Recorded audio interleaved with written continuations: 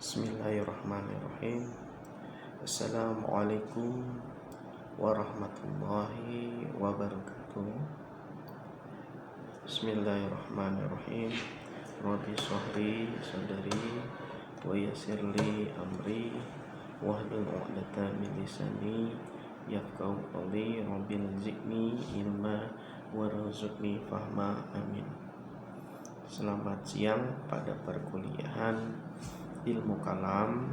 Ya, minggu lalu kita sudah membahas tentang definisi ilmu kalam, yakni ilmu yang mempelajari tentang sifat-sifat Allah, ya, sifat yang wajib bagi Allah dan sifat yang jaiz bagi Allah.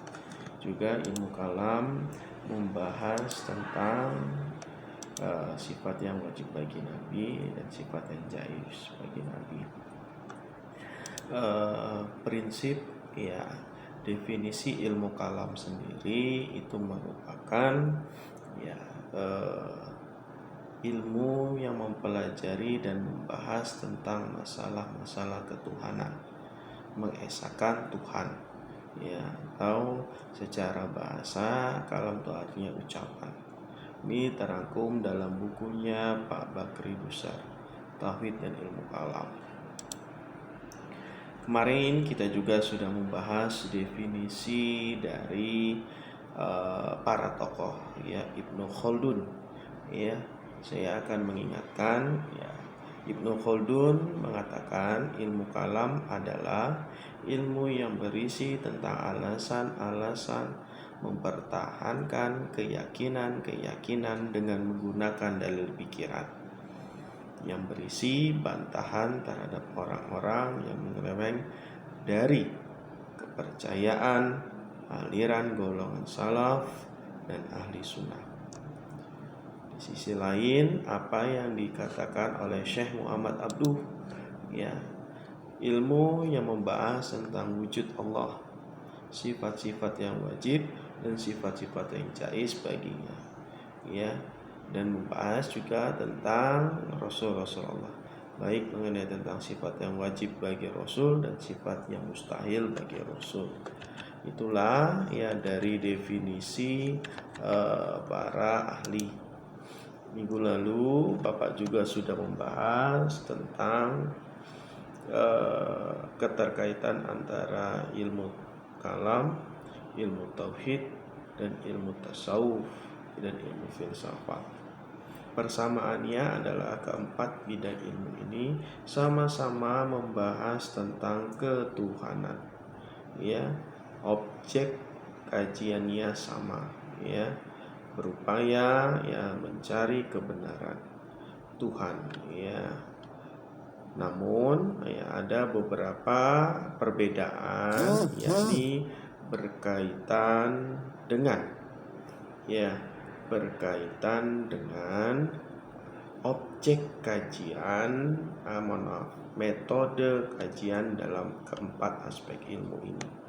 Kalau ilmu tauhid, ya, atau ilmu kalam dulu akan kita bahas, ya, sama-sama membahas tentang, ya, Tuhan, tapi metodenya yang berbeda dengan ilmu ya, tauhid, filsafat dan tasawuf, ya.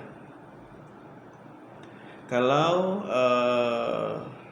aspek metodologisnya, ya, seperti ilmu kalam dan ilmu filsafat yang menggunakan logika di samping argumentasi nakliyah yang berfungsi mempertahankan keyakinan ajaran agama sebagai tampak nilai-nilai ketuhanan. Kalau ilmu filsafat, ya, saudara-saudara, sebuah ilmu yang digunakan, ya, untuk memperoleh kebenaran secara rasional. Jadi metodenya rasional. Kalau ilmu kalam yang menggunakan dalil akliyah yang disandingkan dengan dalil nakliyah. Kalau ilmu tasawuf pendekatannya berbeda, yakni dengan, ya, menekankan pada keimanan, rasa dari riyadah, dari upaya-upaya menuju Allah. ya, rasa atau zauk ya. Dalam hal ini secara khusus ya ilmu tasawuf ya itu pendekatannya berbeda dengan ilmu filsafat dan ilmu kalam. Itulah dari flashback ya perkuliahan minggu lalu. Sekarang kita akan mencoba membahas ya tentang, kemarin juga sudah membahas tentang faktor-faktor ya yang datang dari dalam dan dari luar.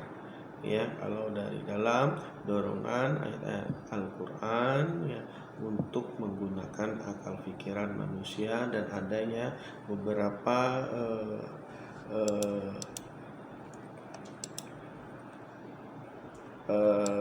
faktor dari dalam Al-Quran yang mengajarkan nilai-nilai tauhid untuk mempercayai kenabian ya. Di dalamnya kemarin sudah kita bahas mengenai tentang golongan orang yang mengingkari Al-Quran. Sekarang ya dari faktor eksternal adanya dorongan ya kritik atau sanggahan-sanggahan ataupun pendapat dari orang yang dari luar agama kita. Oke, sekarang kita akan membahas tentang ruang lingkup ilmu kalam itu sendiri. Ya, saudara-saudara mesti hendak diperhatikan. Ruang lingkup ilmu kalam itu berkenaan dengan pembahasan kita. Yang pertama, ya tentu ilmu kalam membahas tentang esensi Tuhan. Ya, hakikat Tuhan itu sendiri yang mempunyai segenap sifat-sifatnya. Ya, makna esensi di sini adalah kismul ilahiyat. Ya, masalah-masalah yang diperdebatkan yakni sifat-sifat Tuhan. Apakah memang ada sifat Tuhan atau tidak? Ataukah yang ada zatnya Allah SWT? Sifat itu tidak ada namun melekat pada zat Allah. Ya, maka dalam hal ini aliran-aliran kalam ya, aliran kalam itu ya terlebih dahulu lahir daripada ilmu kalam itu sendiri. Ya. Masalah yang diperdebatkan oleh aliran Mu'tazilah dengan Asy'ariyah. Asy'ariyah. Berikutnya pembahasan ya ruang lingkup ilmu kalam tidak lepas dari pembahasan kudrah dan iradahnya Tuhan. Ya, maka ketika berbicara kuasanya Tuhan, ya kehendak Tuhan, ya ini ada dua aliran besar di aliran kalam klasik yang membahas ya Jabariyah dan Qadariyah. Ya, kalau aliran Qadariyah yang lebih menekankan pada free will, free act. Ya, berikutnya kalau aliran Jabariyah menekankan pada fatalism, ya ketidakmampuan manusia ya karena Allah itu sebagai wayang, sebagai pengendali manusia. Berikutnya masalah Al-Quran, apakah Al-Quran itu baharu atau qadim, ya atau azali atau baharu. Ya, itulah subpokok pembahasan mengenai proses atau pembicaraan isi dari aliran-aliran kalam. Ya, maka hari ini ya, kita membahas Bapak secara khusus membahas tentang kejadian-kejadian ya semasa sebelum lahirnya ilmu kalam. Ya, aliran kalam. Perlu saudara ketahui ya ketika Rasulullah Shallallahu Alaihi Wasallam ya didaulat ya sebagai pemimpin negara dan pemimpin umat. Ya, tatkala Rasulullah Shallallahu Alaihi Wasallam berada di kota Mekah yang notabene pengikutnya sangat ya sedikit, ya tidak memiliki kekuatan yang menjadi suatu simbol negara, tidak ada. Ya, Rasulullah SAW yang melakukan hijrah selama 10 tahun di Mekah, ya beliau ya tidak ada perubahan signifikan dari para pengikut dan pemeluk agama Islam. Maka di Madinah Rasulullah SAW menggunakan aspek pendekatan secara budaya, kultural, ekonomi, sosial dan politik, ya, sehingga ya dakwah Rasulullah mudah diterima di Madinah, sehingga banyak menjadi sebuah kekuatan dan polarisasi yang begitu penting ya bagi perkembangan umat Islam di Jazirah Arab. Makanya ketika Rasul memimpin di Madinah ya hingga semenanjung Arab, semenanjung ya wilayah Afrika menjadi luas kekuasaan Rasul. Perlu Anda ketahui yang masalah kepemimpinan atau imamah dalam Islam secara teks ya Rasul ya secara wahyu juga tidak tertulis mengenai tentang bagaimana sistem pemerintahan ataupun sistem kenegaraan dalam Islam. Ya Rasulullah ya mencontohkan ya dalam aspek yang tertanam dalam piagam Madinah, yakni 3 aspek, yakni berkaitan dengan al-adl ya. Jadi ketika mendirikan negara, Rasul itu harus bersifat adil ya, pemimpin negara bersifat adil ya, warganya harus taat dan mengutamakan musyawarah. Ya, ketika Rasul ya menjelang wafat ya sakit di pembaringan ya 3 hari para sahabat berkumpul ya dekat dengan Rasul ya. Para sahabat ya ketika itu ya merasa detik-detik berpisahnya kekasih Allah ini.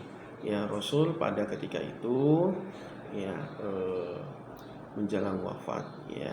Artinya ketika wafat ya para sahabat di Saqifah Bani Sa'adah itu berkumpul ya untuk ya menentukan siapa yang meneruskan estafet pemerintahan Rasul ya, khususnya sebagai pemimpin umat, agama dan pemimpin negara khususnya dalam konteks ini ya.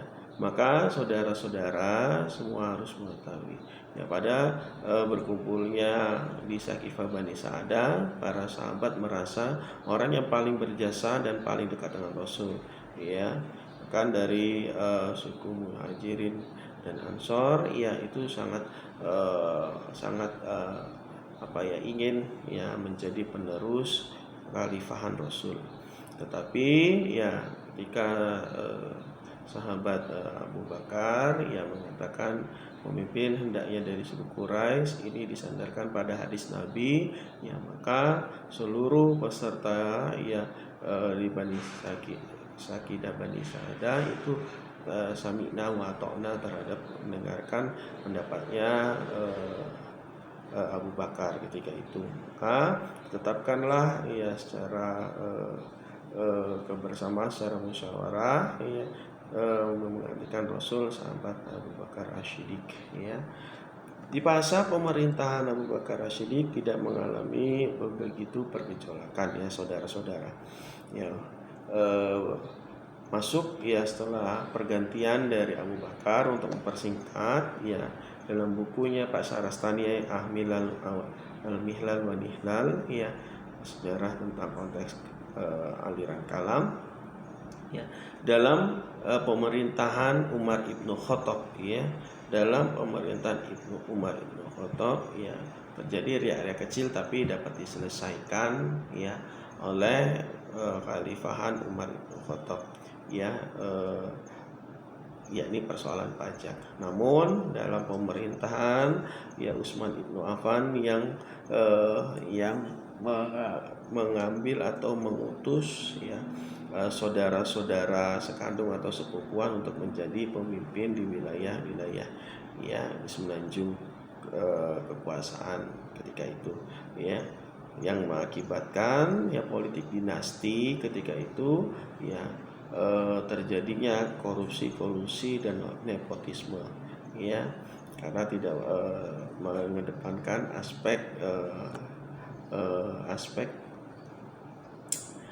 keahlian dalam menetapkan segala sesuatu, sehingga singkat cerita terbunuhlah ya Utsman Ibnu Affan dan wafat, ya. Inilah yang menjadi fitnah al-kubro, ya, atau dalam buku sejarah menjadi sejarah bagian besar masalah perpolitikan sehingga melahirkan aliran-aliran kalam. Oke.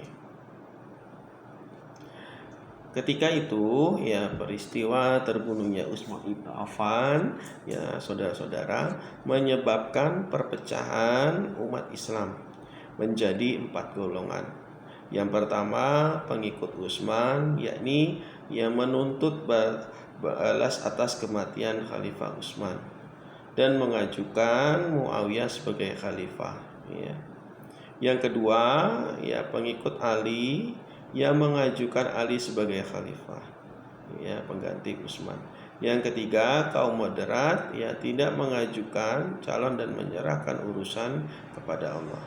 Yang keempat, ya, golongan yang berpegang pada prinsip jamaah, diantaranya Sa'ad bin Abi Waqqas, Abu Ayyub al-Ansori, ya, dan Usama bin Zaid dan Muhammad bin Maslamah yang diikuti oleh 10.000 sahabat yang memandang bahwa Utsman dan Ali adalah sama-sama pemimpin. Ya, maka setelah wafatnya Utsman, Ali lah merupakan calon terkuat dan menjadi khalifah, ya, yang banyak didukung dari para sahabat senior, bahkan para pemberontak pada Khalifah Utsman mendukungnya juga, termasuk, ya, Abdullah bin Sabah. Ali adalah putra, ya, Abi Thalib bin Abdul Al-Muttalib. Ia adalah sepupu langsung dari Rasulullah Shallallahu Alaihi Wasallam, yang kemudian, ya, menjadi menantu dan menikahi putri Rasul. Ya, di sini Mahmud Al-Nasir mengatakan Ali termasuk salah seorang yang baik yang pandai memainkan pedang, ya, dan pena. Bahkan Ali dikenal sebagai seorang orator yang pandai dan bijaksana, sehingga dia didaulat menjadi penasehat pada Khalifah Abu Bakar, Khalifah Umar bin Khattab dan Utsman. Bahkan Ali bin Abi Thalib yang mengikuti perang, ya, dalam beberapa perang, dan sempat mengikuti, ya, fokus terhadap pemakaman jenazah Rasulullah SAW. Perlu kita ketahui, pengukuhan Ali bin Abi Thalib yang menjadi khalifah tidak semulus pengukuhan 3 khalifah sebelumnya. Ya, Ali dibaiat di tengah suasana berkabung atas meninggalnya Khalifah Utsman. Ya, pertentangan, ya, terjadinya kekacauan sosial politik, ya, serta kebingungan umat Islam Madinah. Ya, setelah Khalifah Utsman terbunuh, ya, kaum pemberontak mendatangi para sahabat senior, ya, satu persatu di Madinah, ya, Ali bin Abi Thalib, Talha bin Zubair, Sa'ad bin Abi Waqqas dan Abdullah bin Umar bersedia menjadi khalifah. Namun mereka menolak, ya.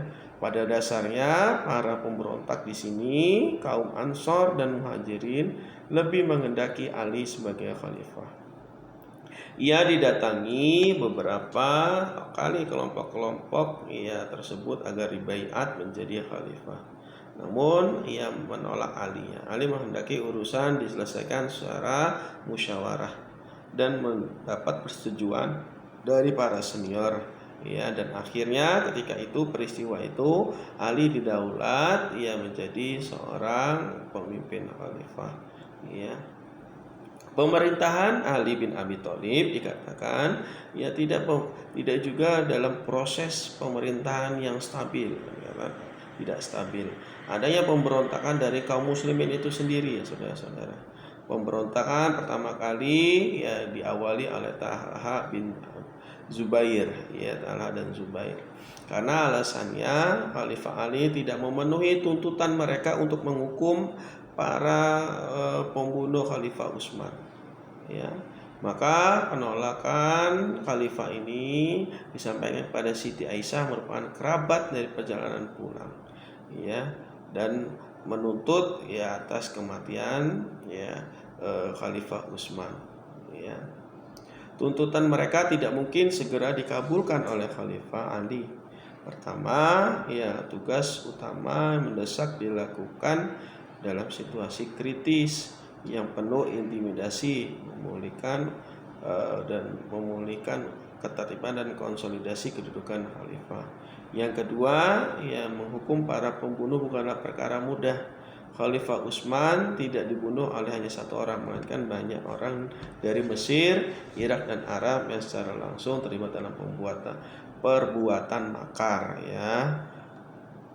Ketika itu ya penyelesaian ya tidak begitu dilakukan secara baik, ya.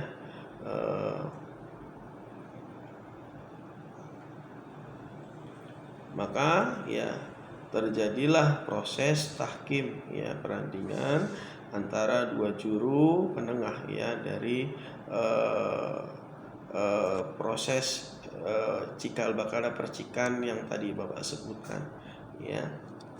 Audisi politik antara Ali bin Abi Thalib dengan Muawiyah bin Abi Sufyan, ya, ini diakhiri dengan proses tahkim, ya, saudara-saudara. Tawaran perdamaian dengan cara tahkim diterima oleh Ali agar tidak banyak yang menjadi korban perang saudara sesama saudara dan demi kemaslahatan umat Islam itu sendiri.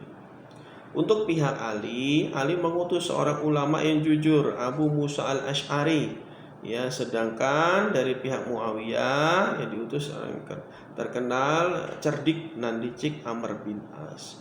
Ya, para pemuka kedua pihak menyaksikan secara langsung, ya, pada hari Rabu 13 hari terakhir bulan Safar tahun 37 Hijriah. Ya. Dalam proses tahkim dan dialog, ya, Abu Musa Asy'ari itu menyetujui apa yang ditawarkan oleh, ya, Amr bin As. Tetapi dengan siasatnya Amr bin As, ya, tidak menyepakati, ya, suatu persoalan tersebut, ya. Maka, ya, ketika itu, ya, proses tahkim dengan cara-cara yang tidak dibenarkan oleh Amr bin As, ya, sehingga merusak, ya, tatanan pada proses tersebut, ya. Itulah yang menjadi cikal bakal perpecahan dari umat Islam, ya. Orang yang keluar dari barisan, ya, itu disebut Khawarij, ya. Jadi tidak terima dari proses tahkim itu seharusnya harus bersumberkan dari Al-Quran bagaimana proses tersebut, karena proses tahkim itu adalah proses yang tidak dibenarkan atau tidak bersandarkan dari sumber wahyu Al-Quran. Maka proses tahkim dianggap oleh orang Khawarij ini adalah orang yang kafir, ya. Jadi itulah, ya, persoalan memandang persoalan baik dosa besar, ya, ini menjadi lahirnya aliran-aliran kalam. Itulah yang dapat Bapak sampaikan dalam perkuliahan pada siang hari ini. Itu saja. Wallahu muwaffiq ila aqwamit thoriq. Wassalamualaikum warahmatullahi wabarakatuh.